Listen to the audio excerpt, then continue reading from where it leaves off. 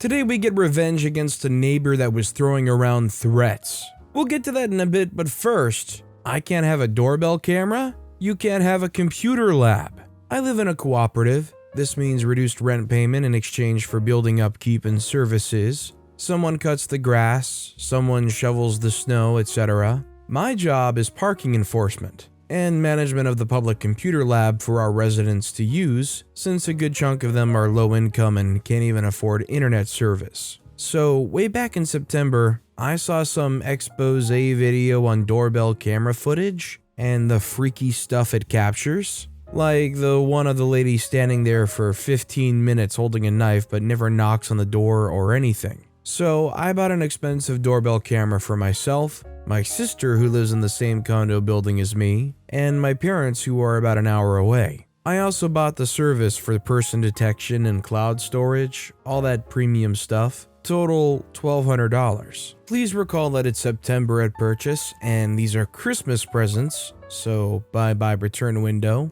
The company gave me 3 months of premium service free, so there was no real loss of service from September to December while they were sitting in the closet. Fast forward to 3 days ago, I'm installing the doorbell camera on my door. I've already run the wires inside, so the last step is only a 5-minute job. 2 screws, 1 hole, feed the wires through. By sheer coincidence, during this 5-minute window, my neighbor, who is unfortunately one of the frequent users of the computer lab, is taking their dog out for their duty. We say our pleasantries and that's it. Before they're even inside and before I can even finish setting up the software on my phone, I have an email from the condo board saying public-facing cameras are not allowed in the building. Clearly, I know who complained.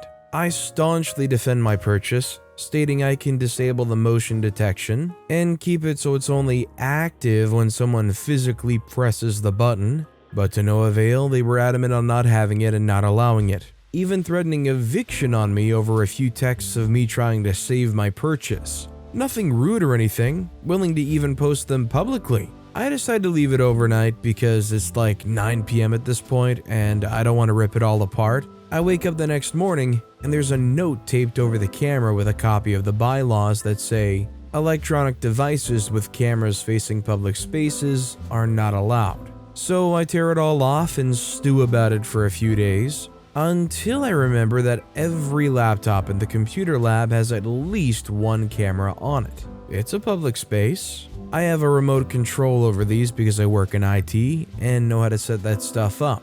I remotely lock every machine and mosey on downstairs, and my neighbor's trying to mash the keyboard trying to figure out why it's not working anymore, and suddenly I walk over, unplugged it right away and removed it, along with every single laptop out of the lab, and left behind a note saying that, due to condo bylaws, any electronic device with a forward-facing camera is not allowed. I advised them that someone complained about my doorbell camera, and as such, I'm just enforcing the bylaws. Let's be real, what kind of policy is this? Do they have their own cameras in this place? Does that not violate whatever rule? Also, hi, I'm Steven, and if you enjoy awesome stories of revenge, why not hit that subscribe button down below? That said, our next story is, I got an enabler to an R-wordist fired. Several months back, I found out that my best friend at the time was/is a R-wordist. I'm not going to get into the details of what the evidence is against him, but suffice it to say it was overwhelmingly sufficient for me to immediately cut ties. I then went on a campaign to out him publicly, as we shared many friend groups and regular group events prior to my discovery of his R-wording multiple of our mutual lady friends. For the last 20 years, mind you. I warned a few female acquaintances that were adamant that I and all of his victims were lying. His victims can't speak up, but as I was never a victim, I felt it would be crappy of me to not at least warn other women in his various social spheres. One of these women hates me. As in the last time I was around her, she and her mom, while tripping on acid and E, literally kept screaming about how I was demonic and evil. Hail Satan! After I gave her a very bare-bones breakdown of what the R-wordist had done, she decided to tell everyone that I was crazy and evil. Original, but whatever. She also hid the R-wordist when the police were looking for him to serve him a restraining order. So I did a little digging and figured out that she was working for a pretty large event planning company that rhymes with skeever. I emailed their customer service and let them know that I was concerned that this woman was in charge of helping plan large events in our area and therefore could be giving access to further victims for the R-wordist. They emailed me back almost immediately and requested information, at which point I directed them to the detective working on the case. She was fired almost immediately and is now an Uber driver. So freaking satisfying. Our next story is avoided being beaten up by bullies by using American Sign Language and accidentally made some older boys protect me and harass the bullies for the rest of the year. This was back when I, 33-year-old female, was in 6th grade, 11 years old. I performed very well in school, which led to me being in higher grade level classes in a few subjects. By 6th grade, I ended up being bused to high school for half of my school day. Due to the weird scheduling, I had to ride a bus full of alternative high school students. These were students who were considered troublemakers and were expelled from or had failed regular school. I was very noticeably an outsider, small, quiet, always reading, and at least 5 years younger than anyone else. Cue the bullying. The worst was this girl who was 17 and looked absolutely colossal to me at the time. I was 4'9", 145 centimeters. She and 5 other girls would sit around me and relentlessly mock me, yell at me, try to threaten me, and just generally made my time on that bus a very frightening, nightmarish experience. I never acknowledged them nor made any eye contact. After about 3 months of this, the main bully finally snapped. She grabbed me by the shoulders and yanked me out of my seat to the bus aisle. She then screamed, "Look at me when I freaking talk to you, you stupid runt." I was terrified and just knew she was getting ready to beat the snot out of me. I thought of any way I could de-escalate the situation and played the only card I could. Necessary background info: a few years prior to this, my cousin started losing her hearing. She and I learned ASL together and were fluent, aside from some grammar issues, by the time I was 11. So this girl managed to say the best phrase possible. "Look at me when I talk to you." My brain somehow went, "Use sign language." I frantically started signing. She immediately backed up with her hands in the air, and every single person on the bus just stared at her. Then 3 senior boys came up and told her something like, "Don't pick on deaf kids," but much more colorfully.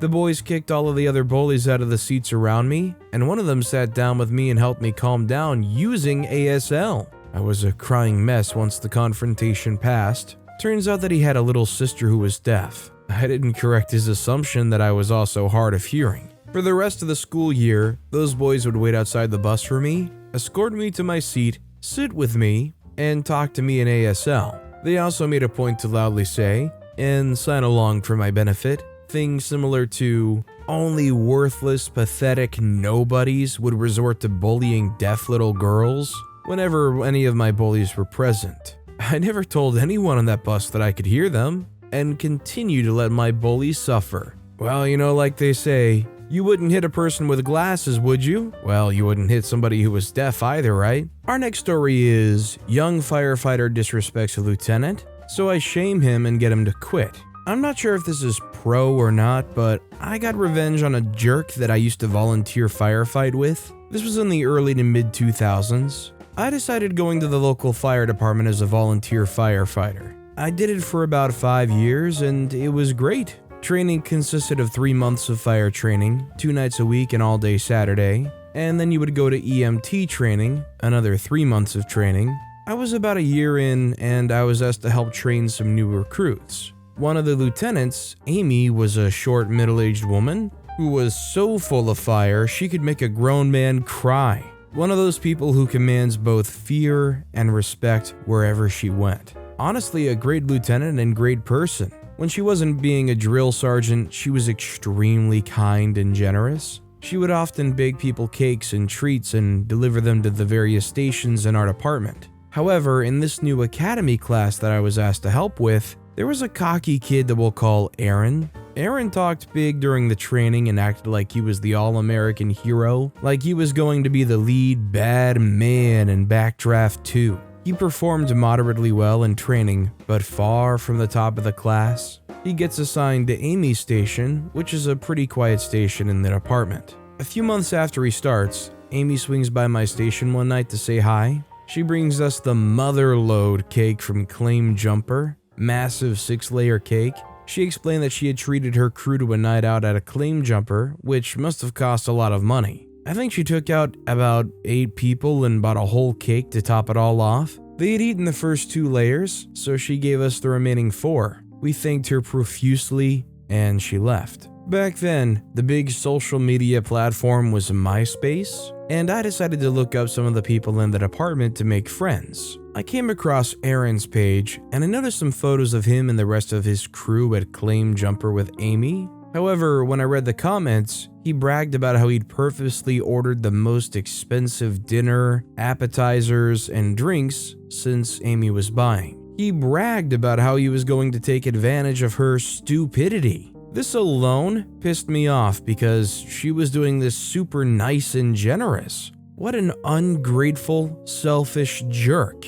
Then I read the rest of his profile. He had videos and memes on his page glorifying himself as a bad-to-the-bone firefighter, bragging about running into burning buildings and how he was such a hero. He was flirting with girls, blatantly trying to impress them with how brave he is. Bear in mind, he just graduated from the academy 3 months prior and hadn't even gone to EMT school. He had never been to a house fire, and all he basically did was carry gear for the other fully qualified firefighters. It was too much for me to tolerate, so here's the revenge. I printed off copies of his MySpace page, including his comments about Amy and toxic bragging. I made multiple copies and took them to every station in the department. We all had pagers, God I'm old, and a small keyboard at each station to send out text messages. I sent out an anonymous all-staff page to everyone in the department. I had to keep it brief since I couldn't fit a ton of characters,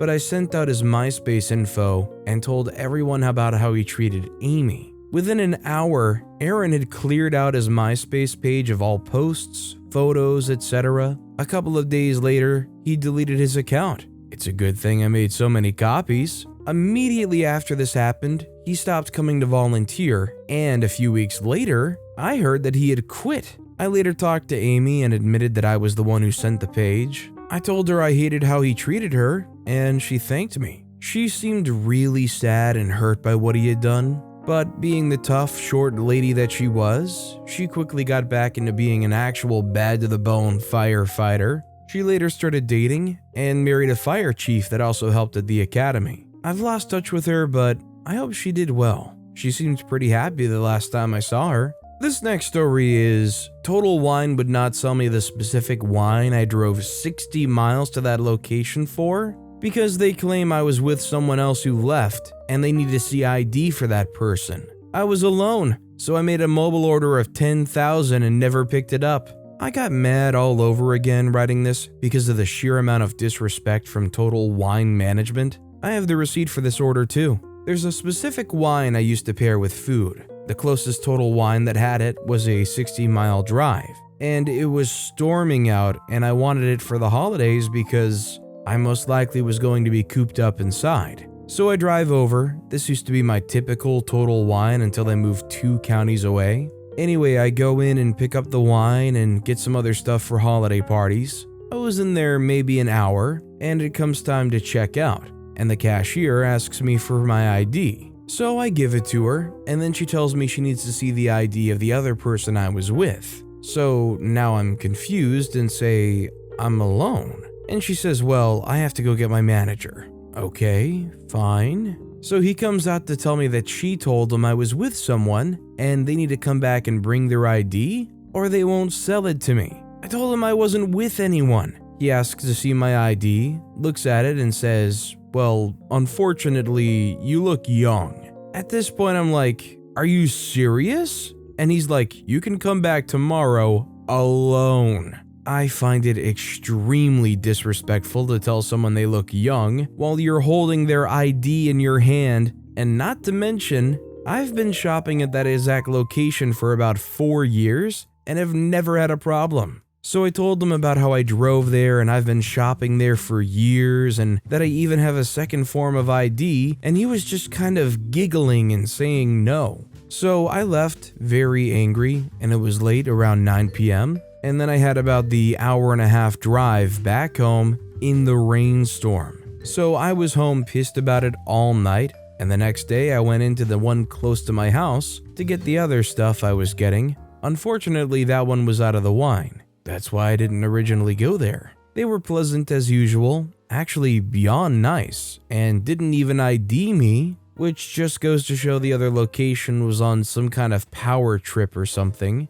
Then I got an email from them to review my experience, which they send every time I go there, and I never do it, but I decided to select the location I had the bad experience at and give feedback on it. So I wrote exactly what happened, and then the next day, I got a call from the store manager. Turns out the guy that night was an assistant manager or something. However, he was much more pleasant than the woman that called me. She was extremely rude and condescending and told me that she reviewed the cameras and that someone walked in with me at the same time and that made us a party. I told her I didn't know them. She said it didn't matter. So apparently people can't walk into Total Wine at the same time as you? Then she said the employees were watching me and that the person left 30 minutes before I went to check out, and they saw it. Okay, so? Also, if that's the case and that's your policy, why didn't you say something when you saw the person leave and we could have cleared up the whole situation right then and there? Instead of continuing to allow me to shop for another 30 minutes and waste my time to know that when I came to the checkout you were going to deny it. So I told her that even if that's the case, someone can't leave a store? And she said no. To complete the transaction, they would have to drive back with their ID. This made me extremely angry because even if that is the case and that's your policy, at least you can offer an apology for the inconvenience or something like that, not just call me to argue and stir the pot. I was already kind of over it because it had been like 2 days, but just her whole attitude and nastiness about the whole thing was really insult to injury. So I decided to look up their policy, and their policy clearly states that this only applies to parties at checkout. So the rule is who is with you at checkout, which that makes sense or is at least more understandable. Another policy I read which was interesting was that any online order not picked up within a week, they will issue a full refund to your original payment method. So my friends and I were sitting home drinking the stuff I'd gotten at the other location later that day and telling them what happened, and they were all shocked. I used to work retail for a long time, specifically during COVID, and I know what an inconvenience it is to set up big curbside pickup orders because they take up a lot of space on the order shelf. So, drunk and mad, I decided to enforce their own policy on them and make a $10,000 order for the soonest possible pickup time, which they promise orders ready in 3 hours. So I made sure to order the cheapest, heaviest bottles I could think of so it can take up the most amount of space in their curbside, and make sure to only order like 1 or 2 of each so they couldn't just give me a case. They had to get individual ones, and I ordered their whole supply of Tito's since it's popular and it's the holidays and I know people are going to be looking for it, and this Total Wine has its curbside order section in the front behind a counter where you can see it. And I know when customers saw it, they would ask for it and they would have to explain how someone ordered all 238 bottles and they're back there on reserve. Then they'd probably get grouchy and ask for a manager. But the manager would be busy because I also made sure to order a lot of bottles behind glass. So they'd have to run around with their keys, scrambling to get this order ready. I worked retail, and I know how much stuff like this throws off a schedule and annoys the managers. So I loaded up the cart and stopped when I got bored and placed the order. I got the email confirmation, which specified that you have to wait for the pickup confirmation email and that the pickup times aren't guaranteed. So I thought for sure they were either going to cancel the order or call me or something. And something interesting that is sent with the email is a pickup policy that states specifically, the recipient of the order needs to be 21. So you can have other people in your car not 21? Well, 5 hours later, I got the pickup email. It took them longer, but I was still surprised. Then later, I got a pickup reminder email. Then 3 days later, a second reminder.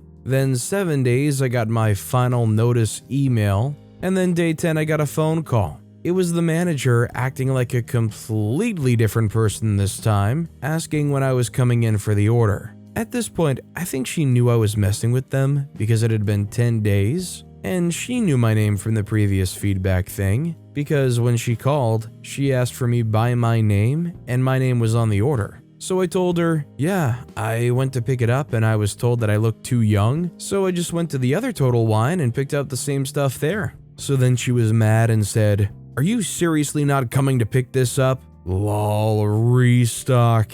I just said, nah. She hung up. When your higher up asks you why your store had to refund someone $10,000, explain to them what you did. They were supposed to automatically cancel the order at the 7-day mark, but they didn't. She called me at the 10-day, so I called their customer service line to cancel it, and she told me some stores wait to the end of the month to do it. I'm assuming the manager was trying to hold out on refunding to end the year on a better number. Retail does that. I made them cancel it right then. It simply astounds me that they do not have an order limit. The fact that OP was able to do that and that they didn't cancel it immediately? Crazy. Our next story is, my next door neighbor threatened me, so I fooled him and had him kicked out of the building. Santiago, Chile. The night Argentina won the World Cup, I came home around 10 p.m. and a massive party was being held next door. I had to work early on Monday morning, so I rang my neighbor's bell and asked the first person to come out the door to lower the music down.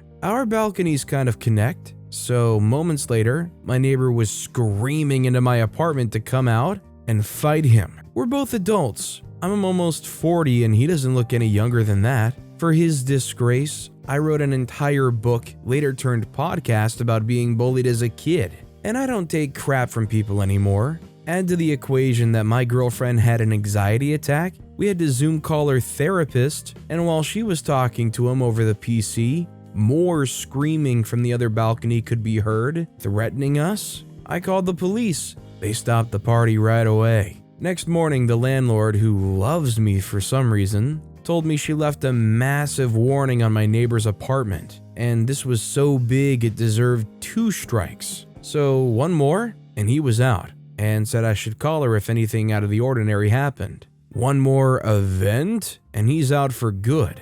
That wasn't enough for me. I came up with a plan to get him out of the building ASAP. We can hear each other's conversation from balcony to balcony. I was invited to a New Year's party far from here, an hour drive. He had the nerve to ask the landlord if he could invite some friends over for New Year's Eve, and she called me with this info. I said no problem, but didn't mention why I was cool with it. Every time I knew he was at his balcony, I sat on mine and pretended to call friends to invite them to my own party here. I fake called about 100 people, and this guy was clearly listening. I knew because my landlord asked me if I was holding a massive event on Saturday night. I said I might have some friends over, and that was it. At any given chance, he was on the balcony, and I fake rented a DJ, a smoke machine, and of course, many guests. Why did I do this? Because he was relaxed and did the same. I went to my New Year's party at around 5 p.m.,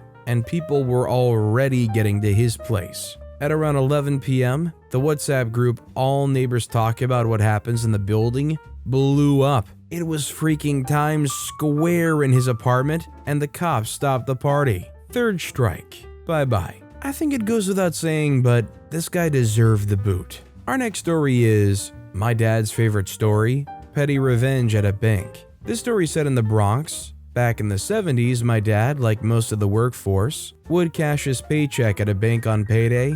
One day, his coworker Carl gets in the following argument with the teller. "You didn't give me the right amount of money." "Yes, I did." "Next." "You gave me the wrong amount of money. My check was for $200 and you gave me..." They say, "What are you, some sort of scam artist? You touched the money, that's it. I gave you your $200. Now leave, you're holding up the line." "Next." Carl says, "I need to speak to your manager." The teller says, "Listen, kid, I don't know who you think you are, but I haven't made a mistake in 10 years and I'm not going to be told, 'Your manager, please.' The teller says, 'The manager's office is over there. He won't believe you.' Next, Carl heads over to the manager's office. He waits about 20 minutes to see the manager. They say, 'So what's the issue?' Carl says, 'Your teller gave me the wrong amount of money.' They say, 'Who, Susan?' 'Susan hasn't made a mistake in 10 years, are you sure?' Carl says, 'I'm sure.' The manager says, 'Well, okay, but it's a lot of trouble. We'll have to double check our books against what we have in the safe at the end of the day.' Carl says, 'Okay.' They say, 'And it's a hassle. We close at 6. The count is finished by 7, sometimes 8. If there's a discrepancy, we'll give you a call, but only if the discrepancy matches the amount that you're missing exactly.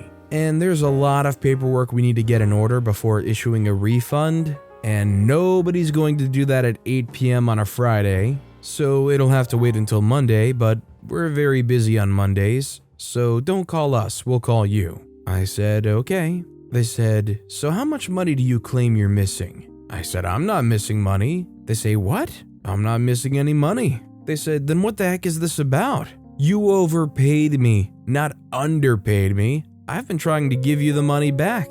They say, 'Oh, I'm so sorry. How much did we overpay you?' Carl is silent. 'Son, how much did we overpay you?' Carl says, 'Well, the bank closes at 6 o'clock. You won't have the count done till 8 o'clock.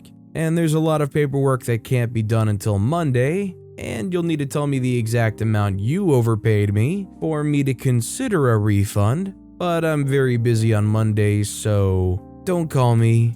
I'll call you.' Epilogue. On Tuesday, Carl called the bank and asked to speak to the manager. 'This is Carl. Remember me?' They said, 'Yes, I remember you very well. We're very sorry about what happened on Friday. Our mistake. You are well within your rights to keep the money.' Carl says, 'How much did you overpay me?' They said $50. 'All right, have the paperwork ready. I'm returning it on Friday.' Carl returned the money and the bank sent him a thank you note signed by every member of the bank. Susan wrote him a personal thank you note and multiple holiday cards. The money would have come out of her paycheck. This next story is, I offered my roommate her own solution. This happened some years ago, but it still fills me with joy whenever I think about it. Background, my college roommate started hanging out with a drug dealer after she went through a breakup that she initiated. Unsurprising, she started using and became addicted, but she reassured me that she had everything under control. One afternoon, I came back from class, and I found this guy, the dealer, in our apartment. I initially thought nothing of it until he never left. Suddenly, this drug dealer was living in our apartment, and there were 0 conversations had between me and my roommate regarding this guy moving in. This guy lived rent-free in my apartment, didn't contribute any money towards internet or utilities, and he started selling out of my home. With strangers coming in and out of the apartment at odd hours,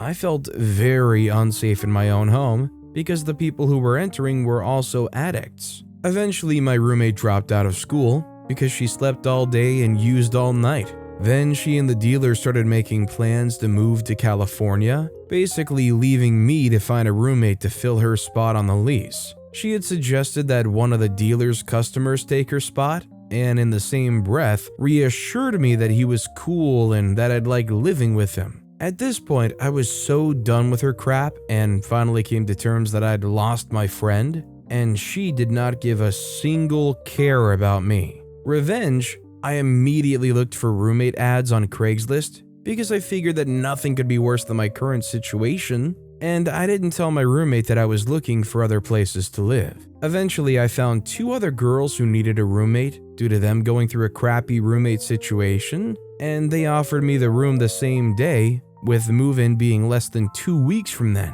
Once I got all my ducks in a row, I informed my roommate that I'd be moving out in less than 2 weeks. The look on her face was priceless, and after a few moments of standalone wows, she asked, "Who's going to take your spot?" My response, "You can ask the guy who you were telling me was going to take your spot. I heard he's cool." Immediately, her face turned bright red, and she gave me all the reasons why she didn't want to live with him. After I moved out, she made attempts to rekindle the friendship and went on about how much she missed me I went no contact with her after that, after telling her what a crap friend she had been, and that I had no interest in having her in my life. Anytime I'd heard from mutual friends that she'd been bad-mouthing me and saying that I was a witch to her for no reason, I happily shared the details of what led up to me moving out and sending her that text. Last I heard, she and the guy moved an hour away from the college town, not to California. Friend or not, they put on some pretty bad behavior,